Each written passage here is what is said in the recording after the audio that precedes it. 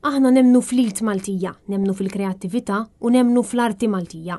U għalhekk se nkomplu nimbuttaw sabiex il-frott tal-proġett tal-Crafts Village joħroġ verament. Ekstqar il-kap tal-Partit Nazzjonalista Bernard Grech waqt żjara li għamel fil-Crafts Village ta' Taqali bilan illi jkompli jisma' dak li verament għandhom bżonn l-imprendituri Maltin illi jaħdmu fl-artiġanat sabiex jisaħħu in-negozji tagħhom. Kullum iltqajna ma' artisti, imprendituri, ħaddiema illi jiffurmaw parti mill-attività illi hemm bżonn illi tkompli tinħoloq ġewwa l-Crafts Village.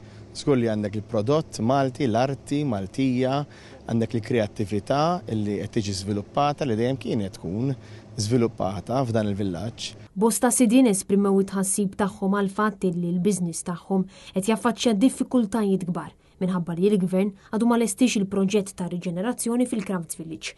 Is-sidien tkellmu mal-kap tal-Partit Nazzjonalista Bernard Grech u spjegaw kif it-toroq tal-Crafts Village ħadu xejra totalment differenti minn dak li jaf il-poplu Malti Wawċi għaliex issa lanqas għadek tara ruħ barra.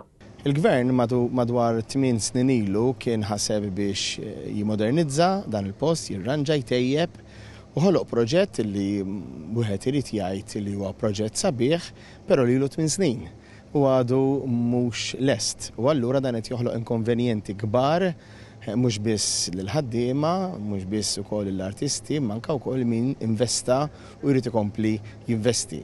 Għamlu spejjeż kbar ta' miljuni ta' euro dawn l-istess imprendituri u llum sfortunatament mhumiex qegħdin igawdu il-frott ta' dak l-investiment minħabba illi dan l-ispazju għalkemm tjieb u sbieħ f'ħafna aspetti, però jidher li għadu construction site. Intant Bernard Grech tenna li l-Partit Nazzjonalista jemmen fl-imprendituri, l-arti u l-Ilt Maltija.